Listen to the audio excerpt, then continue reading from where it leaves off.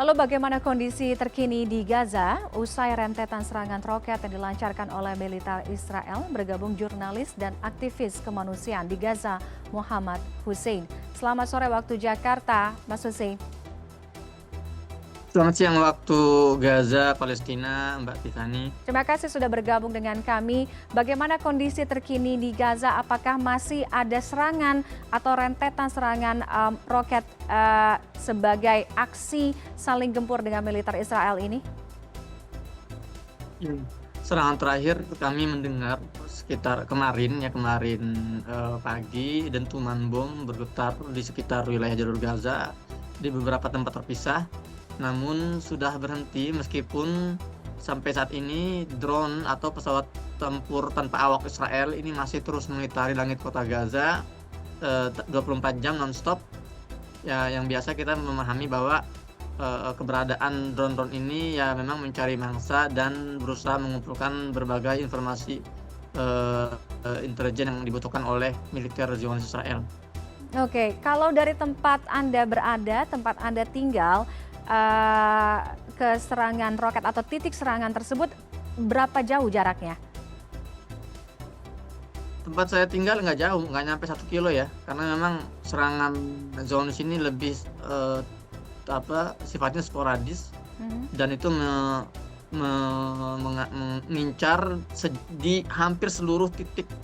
Gaza ini perlu diketahui, Gaza ini lokasinya sangat kecil. 348 km panjangnya dari ujung ke ujung. Jadi ketika Gaza digempur itu hampir semua wilayah itu terkena dampaknya. Dan getaran-getaran itu dirasakan oleh hampir seluruh warga Palestina yang ada di Gaza.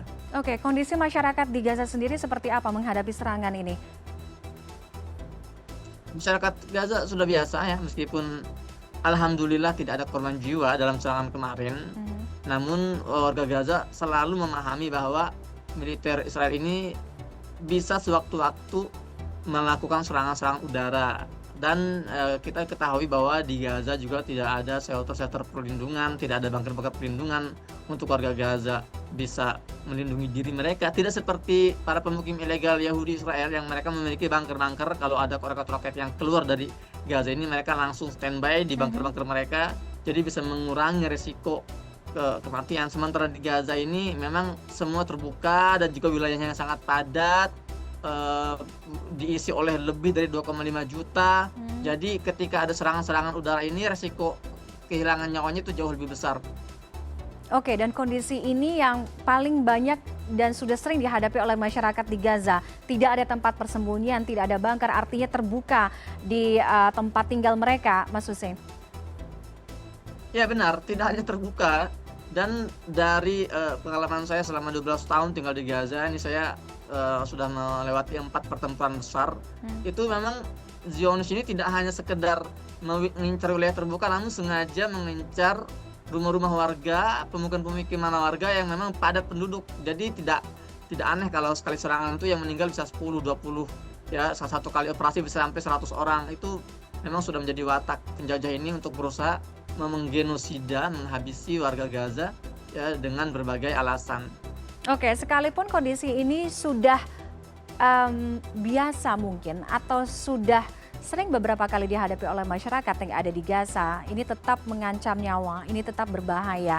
Kemudian apa imbauan yang diberikan kepada masyarakat sebagai preventif jika eskalasi serangan meningkat antara militer Israel dengan Gaza?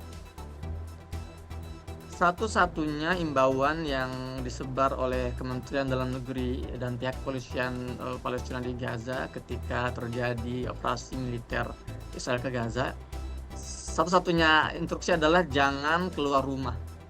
Karena memang drone-drone Israel ini benar-benar mentarget hampir setiap yang bergerak di luar rumah, sekalipun itu para pejuang Gaza ataupun warga sipil. Jadi sering sekali, karena memang Gaza ini juga hidup di blokade, jadi masyarakatnya kadang nggak tahan berhari-hari tinggal di rumah. Mereka harus mencari makan, mereka harus mencari usaha. Jadi banyak misalnya para pekerja buruh harian yang terpaksa harus keluar rumah dan akhirnya menjadi target pembunuhan Ya karena sekali lagi tidak ada fasilitas yang bisa diberikan oleh pihak pemerintah Gaza terhadap warganya karena keterbatasan dan blokade berkepanjangan yang mereka rasakan.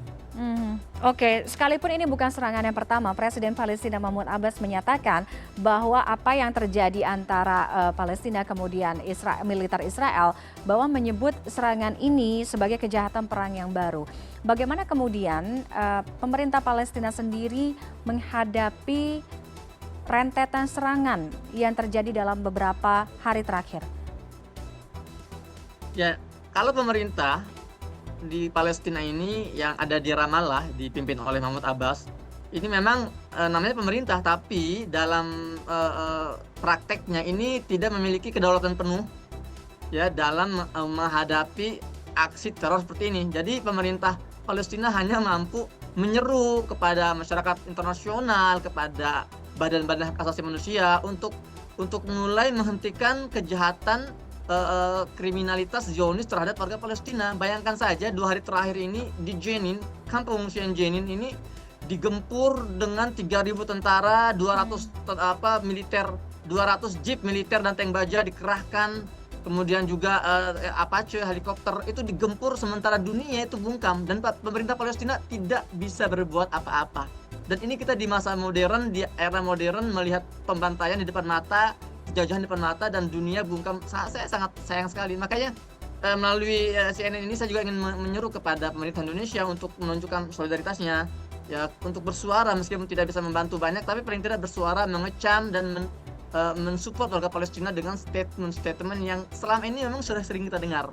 Namun sayangnya 2 hari terakhir ini 12 warga Palestina dibunuh, 100 lebih terluka, tapi tidak ada suara-suara dari luar yang mengecam tindakan teror Zionis Israel kepada warga Palestina. Iya. Kita berharap ada penyelesaian konflik terbaik untuk mengakhiri perang kemanusiaan ini.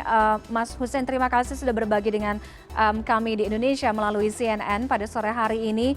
Mudah-mudahan kondisinya berlangsung kondusif, semua selamat dan semua terkendali di sana kondisinya.